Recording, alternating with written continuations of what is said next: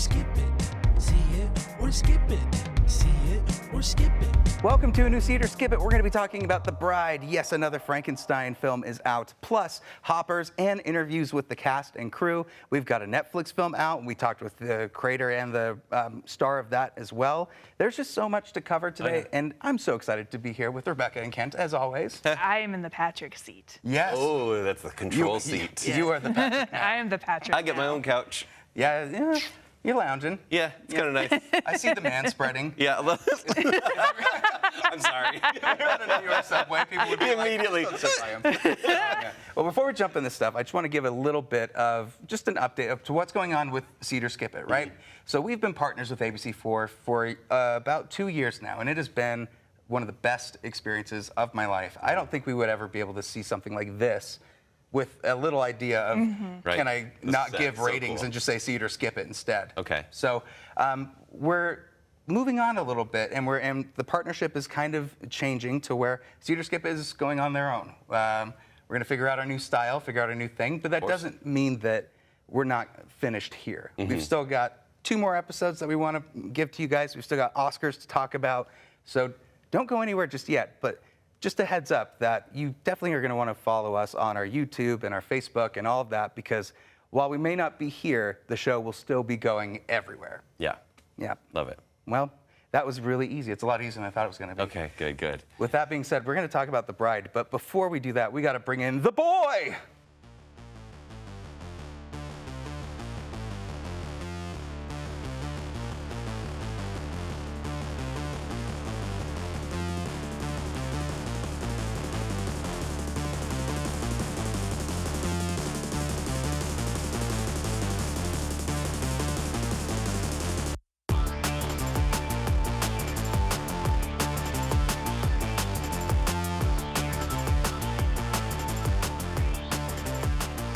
Yay! Welcome, Chaz. Thank you. How's it going? We have to move? I already did it. Now there's 2 man spreaders. 2 man spreaders. Welcome, Chaz. So good to have you. Me and you have been buddies for a very long time, Yes, and we I've have been begging for you to be on the show. Yeah, it's good to be on here, man. Glad you're doing it now before we're out of here. So this is great. You were also on GTU once. So we can do a cut to that. As Michael Myers for the Halloween review. He Whoa. showed up Love it. completely decked out. All themed out. It was amazing. Pretty sure we made someone cry in the hallway. Yeah, I think there were some kids in the hallway. You didn't drop one of them was character. pretty. I did not drop character until I was out of the building. All right. Evil dies tonight, Method. et cetera, et cetera. Et cetera. Method is a fun way to start with The Bride, because this is a story that goes all out in every single capacity. So this is about the Bride of Frankenstein, stars Jessie Buckley. We've got our Frankenstein, Christian Bale, Jake Gyllenhaal's involved. It's directed by Maggie Gyllenhaal. And this is just like a Moulin Rouge, Joker, Folie à Deux, but also with Frankenstein. Yeah. Yeah. And is that a review? Well, let's start with our friend Chaz here. Yeah. You had a chance to watch it. Tell us what you think. I thought it was a movie that had a lot of flair. I didn't know what to expect going into it, but I had fun with it in the end. I thought it was kind of a ride of sorts. A ride is a good way to, yep. Kent, what do you think? Difficult to watch. Just sitting there and just going, what are you doing? Who signed up for this? Oh, Maggie Gyllenhaal's friends and husband, and everyone is just in it doing something weird that is inconsequential to a typical Bonnie and Clyde plot, honestly. Yes, it is Bonnie and Clyde, but for monsters. But also, what's their end game? Why are they Bonnie and Clyde at least robbed people? Yeah. They're more just on the run, having crazy fun dance parties and stuff. Yeah. Find love, you know? They have each other pretty early on. Yeah. Survival, I think. I guess. Okay, but can I talk about the beginning of the story real quick? Real quick, sorry, spoiler alert for the first 3 minutes. The ghost of Mary Shelley possesses a woman who looks exactly like her in the 1930s. Is that what's happening? Yeah, and then... That's the question. What is happening? So it's an American woman who gets a British accent, and they kind of interplay throughout the movie a little bit. And then the creation of Mary Shelley, 100 years after his creation, digs up the body of this dead woman and makes her the bride. Yes. I couldn't What? tell if Frankenstein, the story, existed in this universe already, because It felt like Mary Shelley was kind of the, oh, you guys thought that was good, here's this. So it had to have been created in her narrative stuff. Because Peter Sarsgaard at one point, the headline of the newspaper describes him as Frankenstein, because Yeah. that's the name he's going by, Yes. Christian Bale.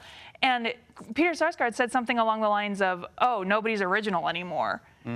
So does the story As they do exist in Frankenstein the again. timeline? Or just, I'm very confused as to what is happening in this movie. Like you said, a lot of flair. Loved the flair. If you're going to do a movie set in this time period, emphasize it. There's a scene where they go to New York, Manhattan, and they spend 0.2 seconds showing us the beauty of downtown Manhattan. Please give me more of that. That's what I actually care about. Yeah. The craft in this is really good. Like everything, down from the costume, the cinematography, like even the way it was lit, like especially in New York, was just Yeah. gorgeous to watch. But the substance of it gets a little bit out of whack. And not to do a pun on this, but it feels a little stitched together, where it's like, what's going on with Jessie Buckley? Does she have Tourette's? She's possessed. It's a demon Mary Shelley kind of. She just knows a lot of words. Does, and she will throw out any word that she wants, even if it's not a sentence. Here's the thing, whatever it is she's doing, I really liked it. I just would have loved some kind of explanation. Yeah. Annette Bening plays the new doctor. Lady Doctor, that's the other thing. This I think movie, she's having a lot of fun in it. this movie is aggressively feminist. Oh, okay. How do we feel about this? Because like, does it go anywhere necessary? Like, as a woman, like, happy to have the representation, but do something with your message. So there's a point in this movie, this G plot somewhere, where they start to gain some notoriety, and so women across the nation start dressing like the bride and causing trouble and riots and stuff. But I don't think it really goes anywhere. It goes nowhere. Until like the final credits, when you're like, I guess that's satisfaction. I don't know. Yeah. Yeah. It starts the story pretty interestingly, though. I liked them. Yeah. Like, Frankenstein just wants someone to be with him. But Which is on par with Yes, the it story. is. Yeah. Yeah. it's just when the characters start taking over the story that the screenwriter wrote. It feels like that happened. Like somehow they broke the fourth wall, did something they shouldn't have, and then the story halts because they're on the run trying to figure out what to do. How much of that do you think was studio involvement, though? Because there was all those reports before this came out. I feel like Yeah, they did delay it a none. bit. Yeah. You don't feel like the studio helped at all? No. Or hurt at all, I should There say. was one note specifically about violence towards our bride. Yeah. That there was a few things that like you Okay. can't. There were a couple of scenes where I was like, oh, interesting choice. Yeah. Yeah. So if that's the interference, I can totally understand that. But otherwise, what are we doing? It's so crazy to me that this whole movie happens, and I like these two actors. I wanted to see what they would do with the role, and they were screaming a lot. And then all of a sudden they're like, hey, we got some detectives over here that we just introduced in this whole informant story. It's like, what? Yeah, and we're gonna take our time Hey, on this. We're not cutting back for a minute. Right, remember those mobsters? Here they are again. You're like, what? Also, a lady detective? Can you believe this? Yeah. Yeah, I don't know. Oh man. Do you think that this is something where if people are squeamish, they should just stay away from, or can you have an adventure with the bride? Squeamish? I don't know, because it's not super gory. Squeamish in the sense of like, there's a lot of violence in this, and a lot of moments that are like the teacher from Sorry Baby's in this movie. And it's like, Yeah. know what he's gonna be like. Yeah. I can't in good conscience recommend this movie. Yeah, I don't think I can recommend it. It's cool, it's visually fun, but Yeah. there's nothing else there, and it does get really confusing as you keep going. Yeah. This is a monster. This is, it's only Monstrosity. March, but it's currently the worst movie of the year. Oh. Yeah, it's a swing and a big miss. Dang. I can see myself buying it when it comes out. Yeah. For what it's worth. Okay, so you're buying it on Blu-ray? Yeah, dude. Okay. I like the choreography. I like the cinematography, the production design. I thought there was like a lot of artistic integrity with it, but the story could have absolutely been fleshed out quite a bit. But Fleshed out. I like Yeah, it. It's but- puns everywhere. I do think it was very, it was fun in the end. Like it felt kind of original. It was like rehashed ideas of Frankenstein and the Bride, but it was kind of like a new take on what that could be. So maybe that sets the stage up for newer stuff. So we got to Yeah. see it for Chaz, and all three of us are giving it a skip. Sorry. I like your positivity. We should be. Like, I agree. So fun to look at. Yeah. Loved the style of it. Oh, I need more than that. I need more than vibes. Any criticism is very valid. It is Wuthering Heights for Frankenstein. A little. Yeah, I Okay. guess. Yeah. Okay, well, with that, Wuthering Heights is worse. Let's jump over to Hoppers. Let's hop over to Hoppers. Oh my gosh, you did it! I did Finally. one. Yes, it is a Disney Pixar film out in theaters now, and we had the chance to talk to the stars and the creators of it. Take a look. Hey, what's your name, Beaver? Mabel? You want to live here, you better learn pond rules. What are pond rules? Oh, I am clearing the rest of the day. Let's hear it for Mabel, everyone.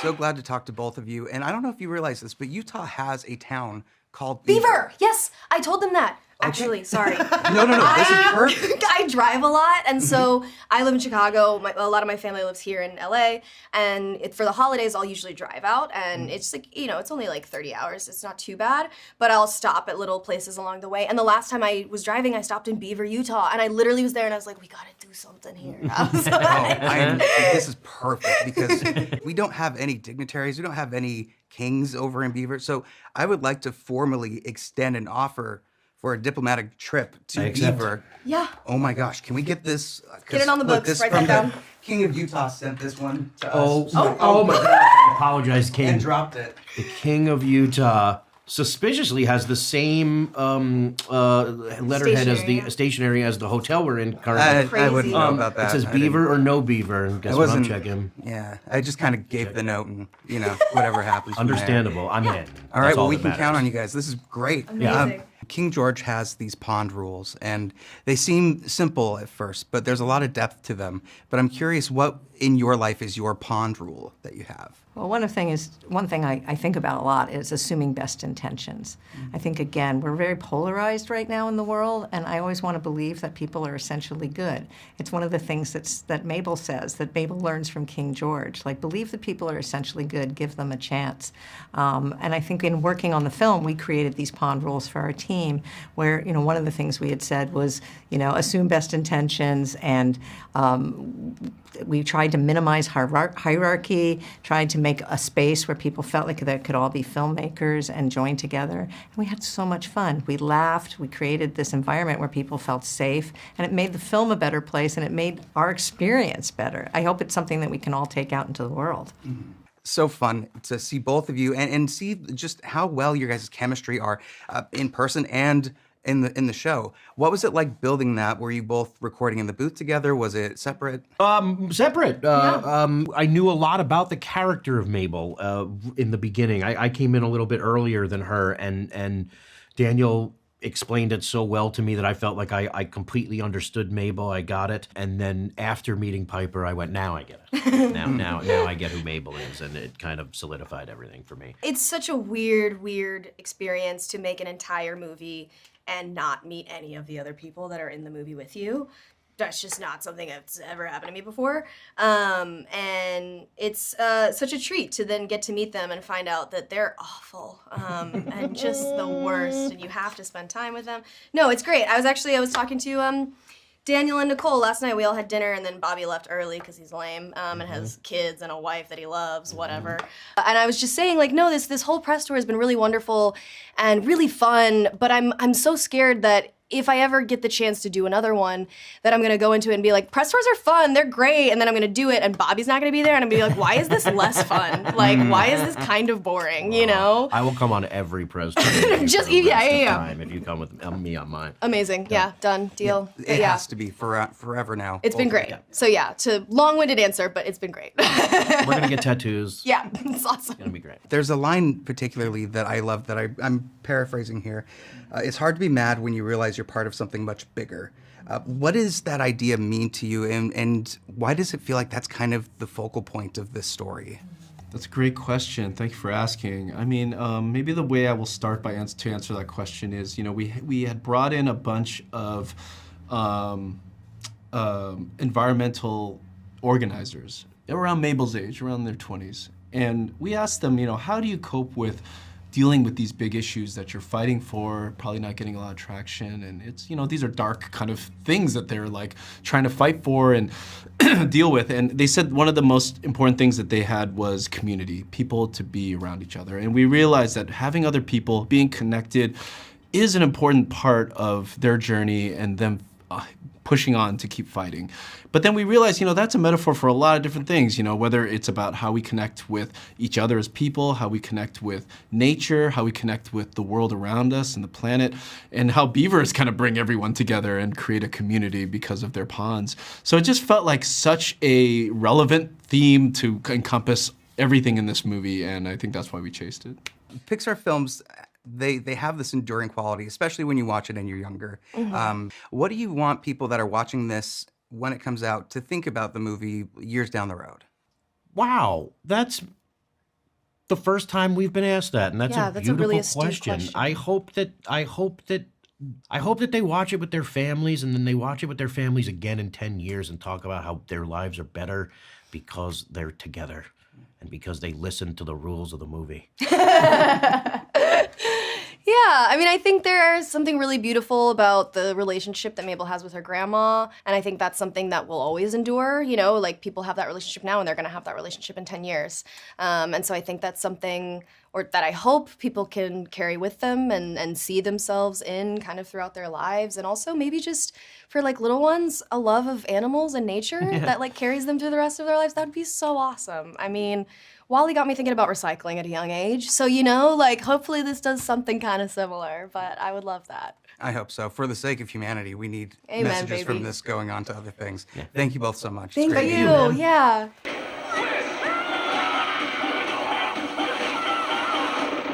That was intense. All right, let's give our thoughts on this movie. First, Rebecca, you are the freshest of seeing it. I saw it this morning. What'd you think? It was very cute. It did feel like genetically made exactly for me. Like as a big like nature lover, animal lover, like I'm really big on hatred of humans taking over natural land. So this just had a really sweet message. It's very simple, right? Like it's a very simplified story, but What is the story? So the story is It's Avatar, but for beavers. It's Avatar. They even say that in the movie. They're like, it's not like Avatar, but it's Avatar. A little girl decides that she wants to try to fight this Not politician. even little. She's 19. Well, yeah, she's 19 at that point, but like when she's little, she finds this area that she loves that is brimming with, you know, animals, nature. She's with her grandma, who she loves, and this is kind of her following through on wanting to preserve that space when she gets older. But she's up against John Hamm, who's this politician. Mayor Jerry. Mayor Okay, Jerry. hate that guy. And when she finds out while she's in college that one of her professors have figured out how to put their subconscious into a robot beaver to analyze them closer than ever before, she decides that's her way to try to save the pond area, puts it on, transforms herself to this robot thing, and Goes out. rogue. Goes Of course. Yeah. It is the funniest Pixar movie I've seen in a long time. It's Maybe the wild. funniest. It's wild. I do feel like maybe it's the first Pixar horror movie because You said that. I'm not. the Dave Franco character towards the end, Yeah, it gets pretty it dark. gets kind of scary. You know what? You're right, and I think you're gonna love that when it goes to that part. I think it has so much heart. This is one of the Pixar films that were made back in the day, so it really does feel like a return to form to them. I know we really liked Elio. Yeah, But Elio this is like better. This is really strong. Yeah, Elio was fine, but this definitely does feel like kind of refreshing as far as Pixar goes. Like it's not too focused on making all the characters look the same. Like they do still kind of have that Pixar stank on them, but like it's different enough that it's fun to watch. Yep. Kids will have a blast with this. And I guess that's the Pixar formula. Like kids and adults can enjoy it, right? Oh yeah. Okay. Like the last few Pixar movies I've cried. Like Elio, I bawled. Oh, I absolutely cried at Hoppers. So it's going to be, okay. Yeah. That's Yeah, good. you're just bracing yourself. All right, let's go for it. By the way, just to wrap this part up as we move over, we did get Bobby Moynihan and Piper Curtis signatures. This is proof that they will be coming to Beaver, Utah. Yeah.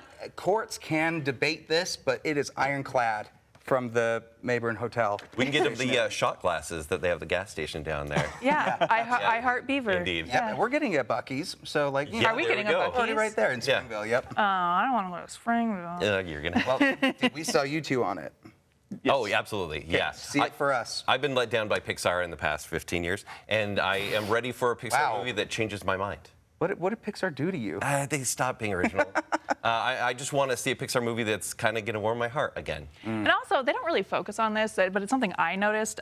Women in STEM is like a big focus of this movie because the two head scientists of the Hoppers division or whatever are women. Okay. And our main protagonist is a girl, like trying to save the environment and the animals. Like, it was just nice to see. Okay. Very women-forward movies. Well, this- it is this International weekend. Women's Month. Oh, there we go. There you go. What a good surprise. Okay, that's awesome. I'm glad Hoppers is awesome. I'm glad you're surprised. I hope you like it. Yeah, I'll like it. Okay, well, let's jump into what's out on streaming. And with Netflix, Alan Ritchson, he broke away from Prime. And I didn't now know. he's in Netflix, I didn't know and he he's was still out. allowed. Yeah. I didn't know he was allowed to go other places.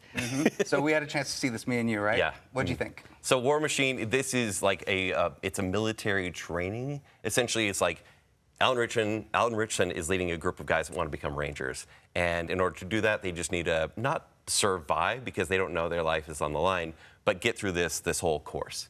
Meanwhile, a big, giant robot is there of undetermined origin, and it is good at killing. And so it really is, we need to make it to the end, but this time our life is on the line. This is a big, explosive movie, and people are dying left and right. It's quite violent, actually. And quite fun. It's fun in like a way that's like, hey, it's a Saturday afternoon, Sunday afternoon. You want a dad movie on Netflix? This is the one. A dad movie. Yeah, absolutely. Sign me up. Sci-fi robots and stuff, that's not just only for dads. Like, Yeah. It can work for everywhere. And Alan Ritchson, that's for the ladies, you know. Indeed. You got- Indeed. it's Batman. Big man, yeah. It's Bigness of man. It's very simple on its face, and the way the movie plays out, you're like, I know what's going to happen next. But it's okay. I think that formula is like the Hallmark Christmas formula. You're like, I need this movie in my life right now. Is there like a big twist? Ish, like at the very, he gave very the end. twist. Oh. A little. Oh, did I spoil it? I feel like the trailer gave that, but there's also one at the end Okay. that goes a little bit deeper. Okay. Yeah. Like, does it set up for a sequel? Oh, Perhaps. he's being coy. Never say never. Unless you're Mindhunter, then you do say never in Yeah. there. Aw. Yeah. So what did you think? Oh, I think it was very fun. I don't know about the dad movies sign off with it. I don't think I can co-sign that. But Okay. I was shocked that it doesn't have the same Netflix look that a lot of Netflix films have. Really? It went away from that. Real locations, real explosions. Like, there's a lot of stuff in this where it's like, okay, I appreciate that we took the time to try to give us a visual experience. And you could tell that these two had so much fun, the director and the star of this. We had a chance to talk to them. Take a quick look. Son, you're one of the most promising candidates we've ever seen. But why are you here? I just want to get across that finish line, Sergeant Major. Hey guys, how's it going? Patrick with ABC4 Utah. Oh, Hi, mate. Hi, Patrick. That's a Hi, great Patrick. name. I'm Patrick too. Hi, Patrick. This is Alan. I had a good feeling about this already. The minute this is great. I really enjoyed this movie. I think there's a lot of grounded realism to it that I wasn't expecting when I first pressed play on it. Right. So Patrick, my question first to you is trying to tell a story like this that has so many things that could like go in off the rails or crazy to the point where it might seem unrealistic. What do you do as a director to try to rein that in and keep the realism? I think it's the through line of the hero of 81 and the inner journey that he goes through is what kept it completely grounded for me. And that was always my sign pointing north. And that was something that, because there were absurd moments on set where I remember I turned to Alan and it was like 2 a.m. We're in some giant mine and we got 500-foot walls of fire going up and we were like, what are we doing? Like, we're literally two grown adults fighting a giant pretend robot. What the is going on? So there were moments where it was kind of like we lost it ourselves. But and then more so, it was also like making sure that the whole film was shot in real world locations and in real world environments. And as much as it is an action sci-fi, it's also a survival film. And then, there is something quite horrifying about the survival genre. And that's something that's always appealed to me is that isolation. you know. So I think it's a culmination of all those elements that sort of came into play. Yeah. Alan, you've become synonymous with physical authority on screen. You're my hopeful next Batman, is what I'm thinking. And with this, I think you had a lot of really cool moments of vulnerability. What stood out to you as you were reading the script and made you want to join in with Patrick on this? For me, it was the heart. This had a heartbeat. From page one, I remember reading. It was pitched to me like an action film, and it was almost a tearjerker in the first minute. And that's the kind of movie I want to make. That's like, it's a human journey that I think we all can relate to. And there's the suffering that he goes through. There's the fun of this experience and the adventure of it all. He mentioned like, kind of, that there was that moment on set, for us where it was like we're shooting our childhood fantasy. Where, it's like we're playing with G.I. Joes and monsters and all that. It was so fun, but I mean, there was just this soul that the film has that I had to do it. What was your biggest challenge for this one on set? Was it, because obviously you're playing in a fun sandbox, but was it more the vulnerability or was it the physicality? That's a good question. I mean, I think both are there. Both have their own challenges. I think for me on this one, I'd say the crown probably goes to the physicality. I mean, there were several times on this movie that I was like, I don't know how I'm going to keep going. I was so beaten down and broken, and I had so many problems in the body, and it was taking its toll. But there's no way to tell this story without that happening. So it was necessary. But I felt a lot of the journey that 81 went on. Physically, and so I probably the biggest challenge was just getting through it. Thank you both. Sorry, I have to wrap up here, but Patrick, if you ever need a second Patrick to show up, like a second AD for the next thing, just throw me in. I'm ready, Coach. Yeah. First Patrick out, second Patrick in. The jokes write themselves. I'll bring you in for the night shoots. How about that? Two Patrick enter, one Alan leave. Yeah, exactly. Yeah. Thanks, guys. You're the best. Awesome. Thanks, mate. You. Thanks for your time.